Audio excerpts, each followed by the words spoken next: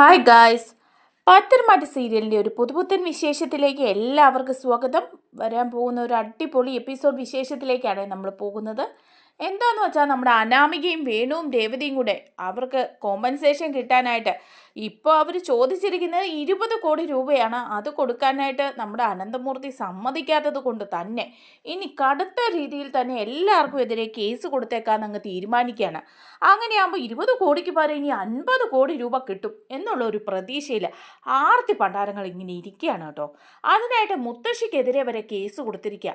അത് അനന്തപുരിയിൽ എല്ലാവർക്കും ഭയങ്കര വിഷമാക്കുകയാണ്, പ്രത്യേകിച്ച് അനി മുത്തശ്ശിയോട് പറയുന്നുണ്ട്, മുത്തശ്ശിക്ക് എന്തെങ്കിലും സംഭവിച്ചാൽ മുത്തശ്ശി ഇതിൻ്റെ പേരിൽ ബുദ്ധിമുട്ടേണ്ടി വന്നാൽ അതിനെ മൂന്നിനെ അടിച്ച് ശരിയാക്കുമെന്ന് തന്നെ പറയുകയാണ് കേട്ടോ. അങ്ങനെയൊക്കെ സംഭവിക്കുകയും ചെയ്യാണ്. കാരണം മുത്തശ്ശിയെ പോലീസ് അറസ്റ്റ് ചെയ്യാനൊക്കെ വരുമ്പോഴേക്കും ആനി വയലൻ്റ് ആയിട്ട് അവിടെ ചെന്ന് വേണുവിനും രേവതിക്കും അനാമികയ്ക്കും കണക്കിന് കൊടുക്കുന്നുണ്ട്. ആ ഒരു വിശേഷങ്ങളിലേക്കാണ് നമ്മൾ പോകുന്നത്. നമ്മുടെ വീഡിയോ ഇഷ്ടമായാലോ ഒന്ന് ലൈക്ക് ചെയ്യണേ, ചാനലൊന്ന് സബ്സ്ക്രൈബ് ചെയ്യണേ, അതുപോലെ ഒന്ന് ഹൈപ്പ് ചെയ്യുകയും കൂടെ ചെയ്യണേ. അങ്ങനെ അനി മുത്തശ്ശിയോട് പറയുന്നുണ്ട് കേട്ടോ. മുത്തശ്ശി ഒന്നുകൊണ്ടും വിഷമിക്കേണ്ടെന്ന് പറയാം. അപ്പം മുത്തശ്ശി പറയുന്നുണ്ട്, മോനെ, ഞാൻ അവളെ ഒരു ദ്രോഹവും ചെയ്തിട്ടില്ല, അവരെന്നിട്ട് എൻ്റെ പേരിലും കൂടിയാണ് കേസ് കൊടുത്തിരിക്കുന്നത് എന്ന് പറയാം. അപ്പം അനി പറയുന്നുണ്ട്, അവരതും ചെയ്യും, അതിൻ്റെ അപ്പുറവും ചെയ്യും. കാരണം അങ്ങനത്തെ ഒരു ദുഷ്ടകൂട്ടങ്ങളാണ്. അതുകൊണ്ട് മുത്തശ്ശി അതോർത്തൊന്നും വിഷമിക്കേണ്ട. മുത്തശ്ശിക്ക് ഇതിൻ്റെ പേരിൽ ഇനി എന്തെങ്കിലും ബുദ്ധിമുട്ടുണ്ടായാൽ അതിനെ മൂന്നിനെ ഞാൻ തല്ലി ശരിയാക്കുമെന്ന് പറയുമ്പോൾ മുത്തശ്ശി പറയാം, വേണ്ട മോനെ അനി, ഇനി നീ അങ്ങനെയുള്ള പ്രശ്നങ്ങൾക്കൊന്നും പോകണ്ട, നീ കമ്പനി കാര്യങ്ങളൊക്കെ നോക്കി നന്നായിട്ടങ്ങ് ജീവിച്ചാൽ മതി എന്നൊക്കെ പറയുകയാണ് കേട്ടോ. എന്നാലും അനിയുടെ ഉള്ളിൽ ഭയങ്കര വിഷമം തോന്നുക. കാരണം അനാമികയെ ഒരു ദ്രോഹവും ചെയ്യാതെ എപ്പോഴും അനാമികയെ അന്ധമായിട്ട് വിശ്വസിച്ച് സ്നേഹിച്ചുകൊണ്ടിരുന്ന മുത്തശ്ശിയെ കൂടി കേസിൽ ഉൾപ്പെടുത്തുക എന്നൊക്കെ പറയുമ്പം ഭയങ്കര വിഷമം തോന്നുക. അതേസമയം നമ്മുടെ ജലജയും ജാനകിയും കേസിൽ ഉൾപ്പെടുത്തിയിട്ടില്ല കേട്ടോ. അപ്പോൾ ജലജ പറയുന്നുണ്ട്, ഞങ്ങളെ ആരെയും ഉൾപ്പെടുത്തിയിട്ടില്ലല്ലോ എന്ന് പറയണം. അപ്പം ജാനകി പറയുന്നുണ്ട്, അതെ, ജലജയും എന്നെയൊന്നും അവൾ കേസിൽ ഉൾപ്പെടുത്തിയിട്ടില്ല, അവളെ ദ്രോഹിച്ചവരെ മാത്രമേ ഉൾപ്പെടുത്തിയിട്ടുള്ളൂ എന്ന് പറയാം. അപ്പോൾ ദേവയാനി എടുത്ത് വായിക്ക് ചോദിക്കുക, അതെന്താ ജാനകി നീ അങ്ങനെ പറഞ്ഞത്? അമ്മയെ അവൾ ഉൾപ്പെടുത്തിയിട്ടുണ്ട്. അമ്മ അവളെ എന്ത് ദ്രോഹം ചെയ്തത്?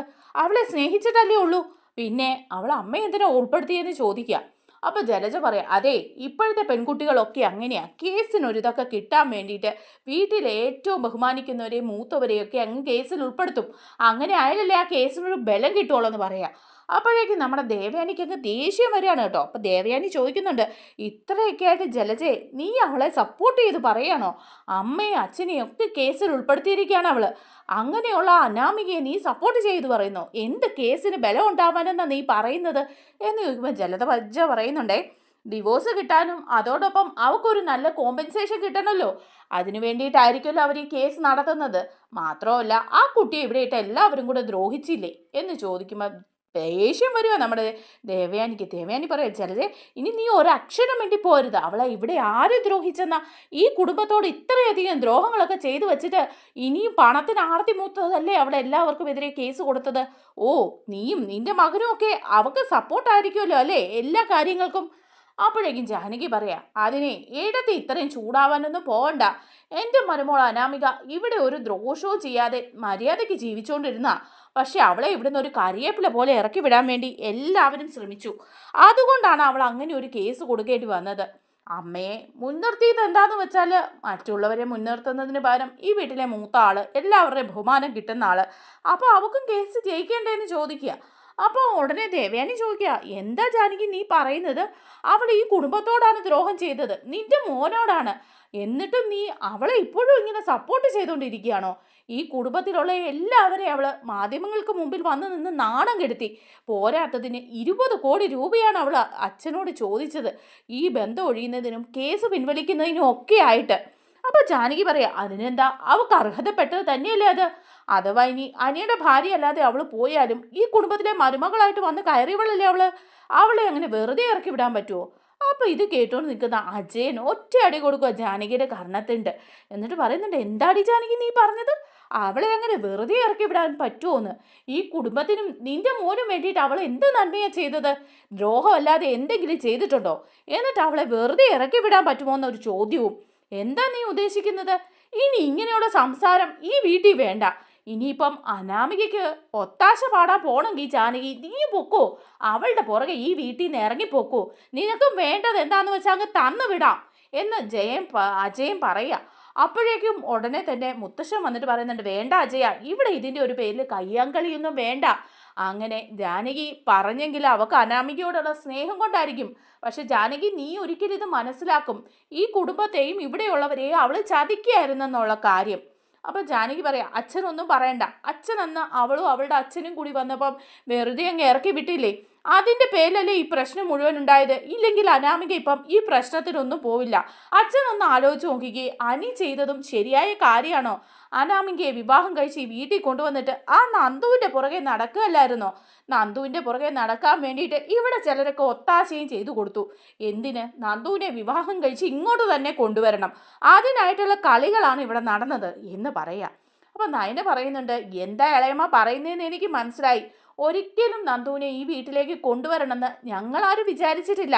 പിന്നെ ഇപ്പോഴും അനി നന്ദുവിനെ ഇഷ്ടമാണെന്ന് പറഞ്ഞ് നടക്കുന്നുണ്ടെങ്കിലും നന്ദു ഒരിക്കലും അതിന് സമ്മതിക്കില്ല. നന്ദുവിനോട് ഞങ്ങളെല്ലാം പറഞ്ഞിട്ടുണ്ട്, ഒരിക്കലും ഈ ബന്ധം നടക്കാൻ പോകുന്നില്ല. ആ CI സച്ചിനുമായിട്ട് നന്ദുവിൻ്റെ വിവാഹം ഉറപ്പിച്ചും വച്ചിരിക്കുക. അതൊക്കെ അനി ഇപ്പം മനസ്സിലാക്കിയിട്ടുമുണ്ട്. അതുകൊണ്ടല്ലേ അവൻ കമ്പനിയിലെ കാര്യങ്ങളിലേക്കൊക്കെ ശ്രദ്ധ തിരിച്ച് നല്ലൊരു മനുഷ്യനായിട്ട് ജീവിക്കാൻ പോകുന്നത്. ആ അനാമിക അവൻ്റെ ജീവിതത്തിൽ നിന്ന് ഒഴിഞ്ഞു പോയപ്പോൾ തന്നെ അവന് മനസ്സമാധാനം കിട്ടിയെന്നല്ലേ അതിൻ്റെ അർത്ഥം. ഇളയമ്മ എന്നിട്ടും ഇപ്പോഴും അവളെ സപ്പോർട്ട് ചെയ്തുകൊണ്ടിരിക്കുക. അവസാനം ഇളയമ്മയുടെ നേരെ തന്നെ അവൾ തിരിയുമെന്ന് പറയാണ്. ദേഷ്യപ്പെട്ട അപ്പം ജാനകി അങ്ങ് കയറിപ്പോവാം. അങ്ങനെ എല്ലാവരും കൂടെ അവിടെ നിന്ന് പറയുകയാണ്, അച്ഛനും അമ്മയും വരെ മുൻനിർത്തിയാണ് അവൾ കേസ് കൊടുത്തിരിക്കുന്നത്. ഇനിയിപ്പോൾ ഇതൊക്കെ എന്താവുമെന്ന് അറിയില്ല എന്ന് പറയുക. ഇനി എന്തെങ്കിലുമായിട്ട് പോലീസ് കേസോ അറസ്റ്റോ മറ്റോ വരുമോ എന്നറിയില്ല. അവൾ വക്കീലിന് എന്തെല്ലാം പോയിൻ്റാണ് കൊടുത്തിരിക്കുന്നതെന്ന് അറിയില്ലല്ലോ. അവളെ ഈ വീട്ടിലിട്ട് പീഡിപ്പിച്ചെന്നൊക്കെ ആണെങ്കിൽ എങ്ങനെയെങ്കിലുമൊക്കെ അറസ്റ്റ് വരെ ഉണ്ടാവാൻ സാധ്യതയുണ്ട്. ആർക്കാണോ ഇതൊക്കെ വച്ചിരിക്കുന്നത്? ജാനകിയും ജലജയൊക്കെ ഒഴിവാക്കിയപ്പോൾ അനിയെയും മുത്തശ്ശിയൊക്കെ അല്ലേ ചേർത്തിരിക്കുന്നതെന്ന് പറയുക നയന. മുത്തശ്ശിക്ക് ഒരു പ്രശ്നം ഉണ്ടാകാതിരുന്നാൽ മതി. ഇതൊക്കെ താങ്ങാനുള്ള ശക്തിയൊന്നും മുത്തശ്ശിക്കില്ല. കാരണം ഇതൊന്നും കണ്ടോണ്ടല്ലല്ലോ വന്നത് എന്നൊക്കെ ഇങ്ങനെ പറയുകയാണ് കേട്ടോ. അപ്പോൾ ദേവയാനിയും പറയാം, ശരിയാ, അമ്മയുടെ ജീവിതത്തിൽ ഇങ്ങനൊരു അവസ്ഥയൊന്നും ഉണ്ടായിട്ടില്ല. ഇതിപ്പം എന്തൊരു മോശം കാര്യം ഇവിടെ നടക്കുന്നതൊക്കെ. ആ അനാമികയും അവളുടെ അച്ഛനും ഒക്കെ കാരണം ഇതിനുള്ള ഫലമൊക്കെ അവൾക്ക് കിട്ടുക തന്നെ ചെയ്യുമെന്ന് പറയുകയാണ് നമ്മുടെ ദേവയാനി. അതേസമയം അനാമികയും വേണുവും രേവതിയും കൂടെ സംസാരിച്ചുകൊണ്ട് നിൽക്കുക. അപ്പോൾ രേവതി പറയുന്നുണ്ട്, ഏതായാലും നമ്മൾ കേസ് കൊടുത്തു, 20 കോടി രൂപയ്ക്ക് അവരെ അടുക്കുന്നില്ലെങ്കിൽ നിങ്ങൾ പറഞ്ഞത് എന്താ 50 കോടി രൂപയ്ക്ക് സമ്മതിക്കുമെന്ന്. സമ്മതിക്കൂടി, അത് ഞാൻ സമ്മതിപ്പിക്കും. അപ്പം ഉടനെ തന്നെ രേവതി പറയാം, പിന്നെ 20 കോടി ചോദിച്ചിട്ട് ആ കിളവൻ സമ്മതിച്ചില്ല, പിന്നെയാണ് ഇനി 50 കോടി. അതിനുള്ള കളിയല്ലേ ഞങ്ങൾ കളിച്ചത്, നിനക്ക് മനസ്സിലായില്ലേ? വക്കീൽ പറഞ്ഞ പോയിന്റ് അനുസരിച്ചാണ് ഞങ്ങൾ മുന്നോട്ട് പോയത്. ആ തള്ളയില്ലേ, അവിടുത്തെ മുത്തശ്ശി വസുന്ധര, അവരെ കൂടി കേസിൽ ഉൾപ്പെടുത്തി. അവരെ ഞാൻ 1-ാം പ്രതിയായിട്ട് തന്നെ ചേർത്തിട്ടുണ്ട്. അനിയും അവരും ഒക്കെയാണ് 1-ാം പ്രതിയായിട്ട് വരുന്നത്. അനി കഴിഞ്ഞാൽ പിന്നെ അറസ്റ്റ് ഉണ്ടാവാൻ പോകുന്നത് അവർക്കാണ്. അവരുടെ പേരിൽ ഒരു പോലീസ് കേസ് കൂടി അങ്ങ് കൊടുക്കും. അപ്പോൾ അവരെ തേടി വീട്ടിലെത്തുകയും അവരെ അറസ്റ്റ് ചെയ്യാൻ ശ്രമിക്കുകയൊക്കെ ചെയ്യും. അങ്ങനെ ഒരു അവസ്ഥയുണ്ടായാൽ പിന്നെ 50 അല്ല 100 കോടിക്ക് ആ കിളവൻ സമ്മതിക്കും. അയാളുടെ വയസ്സായ ഭാര്യ ജയിലഴിക്കുള്ളിൽ കിടക്കുന്ന കണ്ടോണ്ട് നിൽക്കാൻ അയാൾക്ക് പറ്റുമോ? അപ്പോഴേക്കും രേവതി പറയാം, അതൊരിത്തിരി കടന്ന കൈയായില്ലേ വേണുട്ടാ, നമ്മൾ അങ്ങനെയൊക്കെ ചെയ്തിട്ട് നമുക്ക് തന്നെ പണിയാകുമോ? അനന്തപുരിക്കാരൊക്കെ കോടീശ്വരന്മാരാണ്. ഏതേലും ഒരു കൊട്ടേഷൻ സംഘത്തിന് പണി കൊടുത്താൽ നമ്മൾ ഏതെങ്കിലും വഴിയിലൊക്കെ അങ്ങ് ഇല്ലാതായി തീരും എന്ന് പറയാണ്. അപ്പോൾ അനാമിക പറയാം, അതമ്മേ അങ്ങനെയുള്ള പണിയൊന്നും കൊടുക്കില്ല. കൊടുക്കാതിരിക്കാനല്ലേ ഞാൻ നേരത്തെ തന്നെ മാധ്യമങ്ങൾക്ക് മുമ്പിലെല്ലാം ചെന്ന് ഈ കാര്യങ്ങളെല്ലാം പറഞ്ഞത്. ഞങ്ങൾക്ക് വധഭീഷണി വരെ ഉണ്ടെന്ന് ഞാൻ പറഞ്ഞിട്ടുണ്ട്. ഇനിയിപ്പോൾ ഈ കേസ് കൊടുത്തതിൻ്റെ പേരിൽ എന്തെങ്കിലും ഒരു പ്രശ്നം ഉണ്ടായാൽ, നമുക്ക് എന്തെങ്കിലും സംഭവിച്ചാൽ അതിന് ഉത്തരവാദി അനന്തപുരിക്കാരാണെന്നാണ് ഞാൻ പറഞ്ഞതിൻ്റെ അർത്ഥം. അപ്പോൾ രേവതി പറയാം, അങ്ങനെയൊക്കെ പറഞ്ഞെങ്കിലും നമ്മുടെ ജീവനങ്ങ് മുകളിലോട്ട് പോയി കഴിഞ്ഞ് അവർ ഉത്തരവാദിയായിട്ട് എന്താ മോളെ പ്രശ്നം? ഈ കോടികൾ കിട്ടിയിട്ടും എന്താ കാര്യം എന്ന് പറയുമ്പോൾ വേണു പറയും, എടി പൊട്ടി, നിന്നെപ്പോലെയല്ല അനന്തപുരിക്കാര് അത്ര മണ്ടന്മാരൊന്നുമല്ല. നമ്മൾ മുൻകൂർ അങ്ങനെ ഒരു സംഭവം എടുത്തിട്ട സ്ഥിതിക്ക് നമ്മുടെ ഒരു രോമത്തിൽ തൊടാൻ പോലും അവർക്ക് ശക്തി ഉണ്ടാവില്ല. അവരതിന് ശ്രമിക്കുകയില്ല. പിന്നെ കോടികൾ തരുമോ എന്നുള്ള കാര്യത്തിലും സംശയം വേണ്ട. ആ തള്ള അറസ്റ്റ് ചെയ്ത് അകത്ത് കിടക്കുന്നുണ്ടെങ്കിൽ മക്കളും കൊച്ചുമക്കളും ഭർത്താവും എല്ലാവരും കൂടി എത്ര കോടി വേണേലും തരും. നമ്മൾ നൈസായിട്ട് അതങ്ങ് വാങ്ങിയെടുക്കുകയും ചെയ്യും. എന്നൊക്കെ പറയാ. അപ്പോൾ രേവതി പറയുന്നുണ്ട് ഇതൊക്കെ അങ്ങ് നടന്നാൽ മതിയായിരുന്നു. അപ്പോൾ അനാമികയും പറയാം ശരിയാ, ഇതൊക്കെ അങ്ങ് നടന്നാൽ മതിയായിരുന്നു. സ്വപ്നം കണ്ട് കിടന്നിട്ട് ഉറക്കം പോലും ഇല്ല ഇപ്പം. ഈ കോടികളൊക്കെ കയ്യിൽ കിട്ടിയിട്ട് വേണം സ്വസ്ഥം സമാധാനമായിട്ട് എവിടെയെങ്കിലും പോയി താമസിക്കാനായിട്ട് എന്നൊക്കെ ഇങ്ങനെ പറയുകയാണ് കേട്ടോ. അതേസമയം നന്ദുവും അനിയും കൂടി കാണുകയാണ്. അവർ വീണ്ടും സംസാരിക്കുമ്പം അനി പറയുന്നുണ്ട് എന്താന്ന് വെച്ചാൽ വീട്ടിലാകെ മൊത്തം പ്രശ്നമാണ്. അനാമിക ദേഷ്യം തീർക്കാനും കൂടുതൽ പണം കിട്ടാനുമായിട്ട് കേസ് കൊടുത്തിരിക്കുകയാണ്. എൻ്റെ പേരിലാണ് മെയിൻ കേസ്, അവളെ വീട്ടിലിട്ട് ഉപദ്രവിച്ചു എന്നുള്ള കേസ്. അത് പോരാത്തതിന് മുത്തശ്ശിയുടെയും പേര് വരെ കൊടുത്തിട്ടുണ്ട്. മുത്തശ്ശിയെ വരെ അതിൽ ഉൾപ്പെടുത്തിയിരിക്കുക. അത് ഓർക്കുമ്പോഴാണ് വിഷമം. പാവം മുത്തശ്ശി ഇതൊക്കെ ഈ അവസ്ഥയിൽ അനുഭവിക്കേണ്ടി വന്നത് ഞാൻ കാരണമാണല്ലോ എന്ന് ഓർക്കുമ്പം നന്ദു എനിക്ക് ഭയങ്കര വിഷമം തോന്നുകയെന്ന് പറയുക. അപ്പം നന്ദുവും പറയുന്നുണ്ട് അവളുടെ മനസ്സ് ഇത്രയും ദുഷ്ടതയുള്ളതായി പോയല്ലോ. അവിടെയുള്ള നല്ല മനുഷ്യരെ എല്ലാം അതിൽ പെടുത്തിയിരിക്കുക അവൾ. മുത്തശ്ശിയൊക്കെ എങ്ങനെ അവൾക്ക് ഈ കേസിൽ പെടുത്താൻ തോന്നി? ഒരിക്കലെങ്കിലും മുത്തശ്ശി അവളോട് മുഖം കറുത്ത് പോലും സംസാരിച്ചിട്ടില്ലല്ലോ എന്ന് പറയുമ്പോൾ അനി പറയാം അതാ അവള് മുത്തശ്ശിയെ ഉൾപ്പെടുത്തിയാലേ കൂടുതൽ പണം വാങ്ങാൻ പറ്റുള്ളൂ എന്ന് അവൾക്കറിയാം. അത് അവളുടെ അച്ഛൻ്റെയും അവളുടെയും കാഞ്ഞ ബുദ്ധിയാണ്. അതിന് വേണ്ടിയിട്ടാണ് മുത്തശ്ശിയെ ഇതിൽ ഉൾപ്പെടുത്തിയിരിക്കുന്നതെന്ന് പറയാം. അപ്പം നന്ദുവും പറയുന്നുണ്ട് ശരിയാ, മുത്തശ്ശിയെ ഉൾപ്പെടുത്തിയിട്ടുണ്ട്. ഇനി ഏതൊക്കെ വകുപ്പാ വരുന്നതെന്ന് അറിയില്ല. അങ്ങനെയൊക്കെ ആണെങ്കിൽ മുത്തശ്ശിയെ ചോദ്യം ചെയ്യാനൊക്കെ പോലീസ് വിളിക്കും. അങ്ങനെയൊക്കെ ഒരു അവസ്ഥയുണ്ടായാൽ അതൊക്കെ എങ്ങനെ മുത്തശ്ശിനും ഒക്കെ താങ്ങും അനിയെന്ന് ചോദിക്കുക. അനി പറയുന്നുണ്ട് അങ്ങനെ ഒരു അവസ്ഥ ഉണ്ടാകുകയാണെങ്കിൽ, അനാമികയായിട്ട് അങ്ങനെ ഒരു അവസ്ഥ ഉണ്ടാക്കുകയാണെങ്കിൽ ഞാൻ അവളെ വെറുതെ വിടുമെന്ന് ഓർക്കണ്ട. അവളുടെ വീട്ടിൽ കയറി അവളെ അവളുടെ അച്ഛൻ്റെയും അമ്മയും എല്ലാം ഞാൻ ശരിയാക്കും അടിച്ചെന്ന് പറയുമ്പോൾ നന്ദു പറയുന്നുണ്ട് എൻ്റെ പൊന്നനി നീ ഇനി ഇതിനൊന്നും പോകണ്ട. നിയമത്തിൻ്റെ വഴിയെ തന്നെ പോട്ടെ. എന്തായാലും ഇത് വെള്ളരിക്ക പട്ടണമൊന്നും അല്ലല്ലോ. മുത്തശ്ശിയെ ഉൾപ്പെടുത്തിയാലും ഇതിനൊക്കെ തെളിവും കാര്യങ്ങളും ഒക്കെ വേണ്ടേ എന്ന് പറയാ. അപ്പം അനി പറയുന്നുണ്ട് തെളിവൊന്നും വേണ്ട, അവൾക്ക് വേണ്ടത് കാശാണ്. പണം എണ്ണിക്കൊടുത്ത് അവൾ ഇപ്പം വേണമെങ്കിൽ ഈ കേസ് പിൻവലിക്കും. പക്ഷേ അതിനൊന്നും ഞങ്ങളാരും തയ്യാറാവില്ല. അവളുടെ മുമ്പിൽ അങ്ങനെ മുട്ടുമടക്കാനൊന്നും ഞാനും അതുപോലെ തന്നെ അനന്തപുരിയിലുള്ള ആണുങ്ങൾ ആരും തയ്യാറല്ല. മുത്തച്ഛനും അത് തന്നെയാണ് പറയുന്നതെന്ന് പറയാം. അപ്പം നന്ദു പറയാ അതുകൊണ്ട് തന്നെയാണ് അവളെ മുത്തശ്ശിയെ പിടിച്ചിതിലിട്ടത്. മുത്തശ്ശിക്ക് എന്തെങ്കിലും പ്രശ്നം വരുന്നെന്ന് കാണുമ്പോൾ നിങ്ങളെല്ലാവരും അവൾ ചോദിക്കുന്ന പണം തരുമെന്ന് അറിയാം അവൾക്ക് എന്ന് പറയാം. അപ്പം അനി പറയുന്നുണ്ട് അതൊക്കെ ഒന്ന് എനിക്ക് കാണണമല്ലോ, ഞാൻ ചെയ്യാൻ പോകുന്നത് എന്നാന്ന് നീ കണ്ടോണെന്ന് പറയുമ്പോൾ നന്ദു പറയാ എടാ നിയമത്തിൻ്റെ വഴിയെ പോട്ടെ. നീ ഇനിയിപ്പോൾ ഇതിൻ്റെ പുറകെ പോയി അവിടെ പ്രശ്നങ്ങളൊന്നും ഉണ്ടാക്കാൻ നിൽക്കണ്ട. അവളെ അവളുടെ വഴിക്ക് വിട്. നമുക്ക് സ്വസ്ഥമായിട്ട് കുറച്ച് ദിവസമെങ്കിലും സമാധാനമായിട്ട് ജീവിക്കണ്ടേന്ന് ചോദിക്കുക. അപ്പം അനി പറയുന്നുണ്ട് അവൾ ഇല്ലാതാവണം, എന്നാലേ നമുക്ക് സമാധാനം ഉണ്ടാവുള്ളൂ. ആ പിശാച് അവിടെ ജീവിച്ചിരിക്കുന്നിടത്തോളം കാലം ഒരു സമാധാനം ഉണ്ടാവില്ല. അവളെ ഞാൻ കൊല്ലും എന്ന് പറയുമ്പം നന്ദു പറയാം നീ എന്തൊക്കെയാ പറയുന്നത്? അവളെ കൊല്ലുമെന്നോ? പിന്നെ നമുക്കൊരു ജീവിതം ഉണ്ടോടാ. ഞാൻ നിന്നോട് എന്തെല്ലാം കാര്യം പറഞ്ഞു എന്ന്. ഇപ്പോൾ തന്നെ നീ കമ്പനി കാര്യങ്ങളിലൊക്കെ ശ്രദ്ധിച്ച് നന്നായിട്ട് ജീവിക്കാൻ നോക്കി. ബാക്കി വരുന്നതെല്ലാം നമുക്ക് വരുന്നിടത്ത് വെച്ച് കാണാം എന്നൊക്കെ പറഞ്ഞ് നല്ലൊരു മോട്ടിവേഷനൊക്കെ കൊടുത്ത് വിടുന്നുണ്ട് കേട്ടോ നമ്മുടെ നന്ദു അനിയെ. അതിനൊക്കെ ശേഷം വീണ്ടും നമ്മുടെ ജലജയും അബിയും കൂടി സംസാരിക്കുകയാണ്. അപ്പോൾ ജലജ പറയുന്നുണ്ട് എടാ കളിയൊക്കെ നമ്മൾ വിചാരിച്ച വഴി തന്നെ വരുന്നുണ്ട്, നീ മനസ്സിലാക്കിയോന്ന് ചോദിക്കുക. അപ്പോൾ ഉടനെ അബി പറയാം അമ്മയെക്കാളും മുമ്പ് ഈ കാര്യങ്ങളൊക്കെ മനസ്സിലാക്കിയവനാ ഞാൻ കൂടി പറഞ്ഞു കൊടുത്തിട്ടാണ് അനാമികയും വേണുമൊക്കെ ഈ രീതിയിൽ നീങ്ങിയത്. അതമ്മയ്ക്ക് അറിയുമെന്ന് ചോദിക്കുക. നീ ചെന്ന് അവളോടൊന്ന് സംസാരിച്ചായിരുന്നു? പിന്നെ ഞാൻ സംസാരിച്ചല്ലേ ഈ വഴിക്കായത്. അന്ന് മാധ്യമങ്ങൾക്ക് മുമ്പിൽ വന്ന് ഇൻ്റർവ്യൂ കൊടുക്കാൻ പറഞ്ഞതും ഞാൻ തന്നെയാണ്. അതുപോലെ തന്നെ ഈ കേസ് ഈ വഴിക്ക് വീട്ടിലുള്ളവരെ പിടിച്ചിട്ട് വേണം മുന്നോട്ട് പോകാനെന്നും ഇത്രയും പണം നീ ചോദിക്കണമെന്നും ഒക്കെ പറഞ്ഞു കൊടുത്തത് ഞാനാ. എൻ്റെ ബുദ്ധിയുടെ പിന്നിലുള്ള കളികളാണ് ഇതൊക്കെ എന്ന് പറയുമ്പം ജലജ പറയാം എനിക്കിപ്പോൾ ഭയങ്കര സന്തോഷമാണ്. അനന്തപുരിയിലുള്ളവരെല്ലാം ഒന്ന് ഞെങ്ങി ഞെരളുന്നുണ്ട്. നമ്മളെ നാഴികയ്ക്ക് 40 വട്ടം കുറ്റം പറഞ്ഞുകൊണ്ടിരുന്ന അച്ഛനും അമ്മയും ഒക്കെ ഇപ്പം നന്നായിട്ട് വിഷമിക്കുന്നുണ്ട്. അമ്മയുടെ പേര് വരെ അവൾ കേസ് കൊടുത്തിരിക്കുന്നത്. എന്തെങ്കിലും പ്രശ്നം ഉണ്ടായി അമ്മയെ ചോദ്യം ചെയ്യാനും അറസ്റ്റ് ചെയ്യാനും ഒക്കെ പോലീസ് ഇവിടെ വരുവടാ. ആ ഒരു അവസരമൊക്കെ ഓർക്കുമ്പോൾ ഉണ്ടല്ലോ എനിക്കിങ്ങനെ രോമാഞ്ചം വരുവാന്ന് പറയാണ്. അപ്പോൾ അബിയും പറയാം ഒരുപാട് രോമാഞ്ചമൊന്നും വരുത്തണ്ട കേട്ടോ, ഇതൊക്കെ നടന്നെന്ന് പറയാം. നമ്മൾ ഇതുപോലെ പല പണികളും നടത്തിയിട്ടും ചിലപ്പോൾ അതൊക്കെ അങ്ങ് ഫ്ലോപ്പായി പോയിട്ടില്ലേ, അതുകൊണ്ട് സന്തോഷിക്കണ്ട, വരുന്നിടത്ത് വെച്ച് നമുക്ക് സന്തോഷിക്കാമെന്ന് പറയാം. അതെ ഇപ്പോഴാവും ഈ അനന്തപുരി ജീവിക്കുമ്പോൾ ഒരു ഉഷാറൊക്കെ ആയത്. അനാമിക വന്നിട്ട് നമുക്ക് ഉപദ്രവം ഉണ്ടായുള്ളെങ്കിലും ഇങ്ങനെയുള്ള ചില കാര്യങ്ങളിലൊക്കെ എങ്കിലും അവളെ കൊണ്ട് ഉപകാരം ഉണ്ടായല്ലോ. പിന്നെ അവൾ ചോദിക്കുന്ന തുകയൊക്കെ കൊടുക്കുവോ മുത്തശ്ശൻ എന്ന് ചോദിക്കുക അബി. അപ്പം ജലജ പറയാം, എടാ നീ അതൊന്നും പേടിക്കണ്ട, അങ്ങനെ ഒരു തുകയൊന്നും അവൾക്ക് കൊടുക്കില്ല. അച്ഛൻ ആളാരാ മോൻ? അങ്ങനെ ആർക്കെങ്കിലും അച്ഛനെ ഭീഷണിപ്പെടുത്തി പണം വാങ്ങാൻ പറ്റുമെന്ന് നിനക്ക് തോന്നുന്നുണ്ടോ? ഒരിക്കലുമില്ല. അച്ഛൻ മനസ്സറിഞ്ഞ് ആർക്കെങ്കിലും കൊടുത്താൽ മാത്രമേ ഉള്ളൂ. ആരുടെയും ഭീഷണിക്ക് മുമ്പിൽ മുട്ടുമടക്കി നിൽക്കുന്ന ആളൊന്നും അല്ല അനന്തപുരിയിലെ അനന്തമൂർത്തി. അതുകൊണ്ട് ഒരു ചില്ലിക്കാശ് അനാമികയ്ക്ക് കൊടുക്കില്ല. പക്ഷേ ഇങ്ങനെയുള്ള ചില കളികളൊക്കെ ഇവിടെ നടക്കും. അനന്തപുരിയിൽ ഒന്നിച്ച് കുറച്ച് ദിവസത്തേക്ക് ഒരു വെപ്രാളവും വരകലും ഒക്കെ അത് കണ്ട് നമുക്കങ്ങ് ആസ്വദിക്കാം. നമുക്ക് കിട്ടാനുള്ളതെല്ലാം നമുക്ക് നേടിയെടുക്കുകയും ചെയ്യണം എന്ന് അവർ രണ്ടുപേരും കൂടെ നിന്ന് പറയാണ് കേട്ടോ. അതേസമയം നമ്മുടെ മുത്തശ്ശനെ വിളിക്കുകയാണ് വേണു. എന്നിട്ട് മുത്തശ്ശനോട് ചോദിക്കുന്നുണ്ട്, സാർ, മൂർത്തി സാറേ, കേസിൻ്റെ കാര്യങ്ങളൊക്കെ അറിഞ്ഞില്ലേ?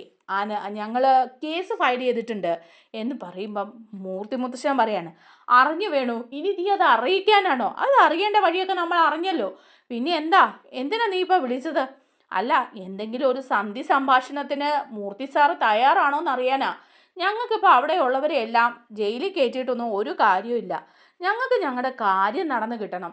അതിന് വേണ്ടിയിട്ടാണ് ഇങ്ങനെ ഒരു കേസ് കൊടുത്തത്. ന്യായമായ രീതിയിൽ ഞാനെന്ന് പറഞ്ഞതാണ് മൂർത്തി സാറിനോട്.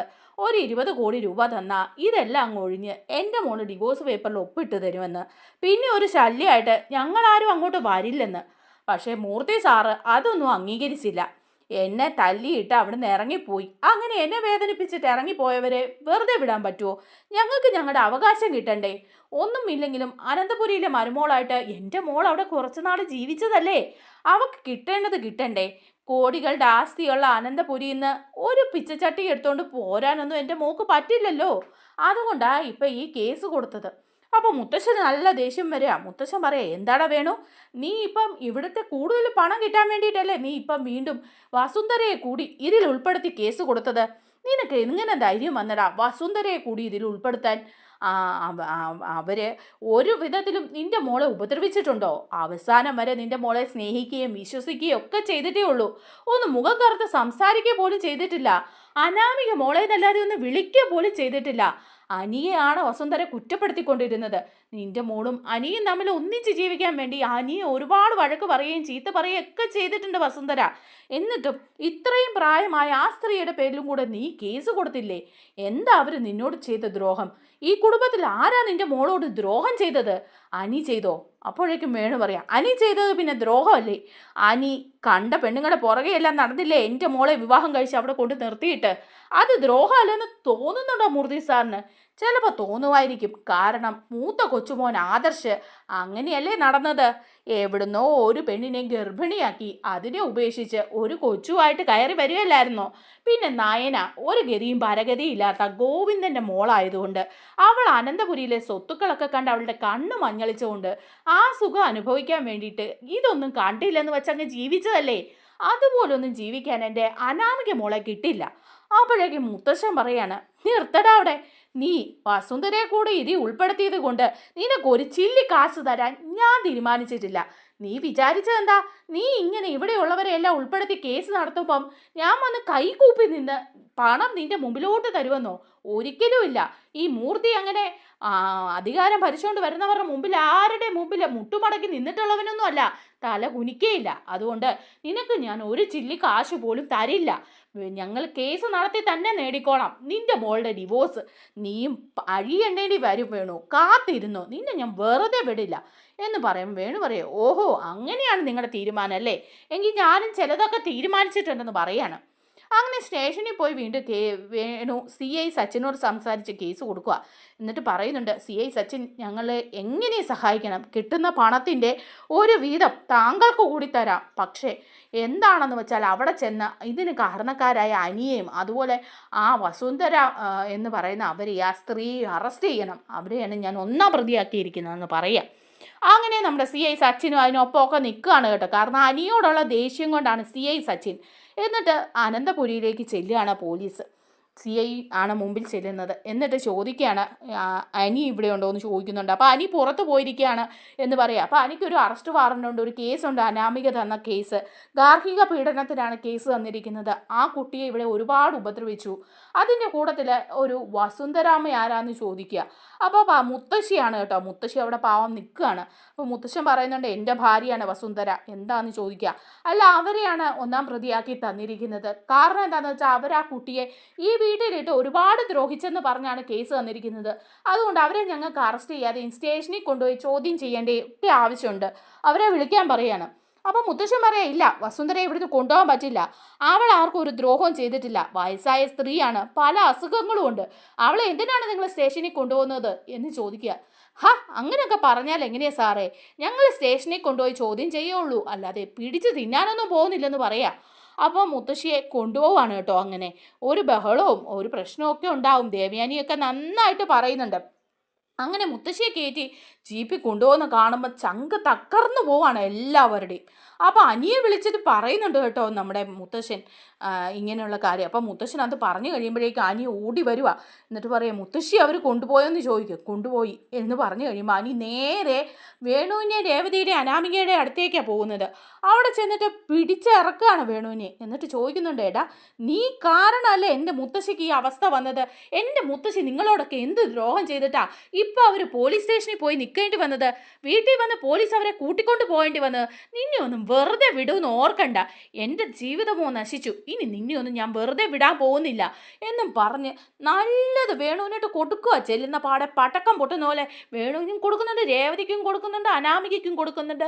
വേണുവിൻ്റെ കുത്തിനു കുത്തി പിടിച്ചിട്ട് പറയാം, ദേ എൻ്റെ മുത്തശ്ശിക്ക് എന്തെങ്കിലും സംഭവിച്ചാൽ ഇനി എൻ്റെ മുത്തശ്ശിയെ നീയൊക്കെ വെറുതെ വിട്ടില്ലെങ്കിൽ എൻ്റെ മുത്തശ്ശിക്ക് ഒരു ബുദ്ധിമുട്ടുണ്ടായാൽ 3 ജീവനോടെ കാണില്ല.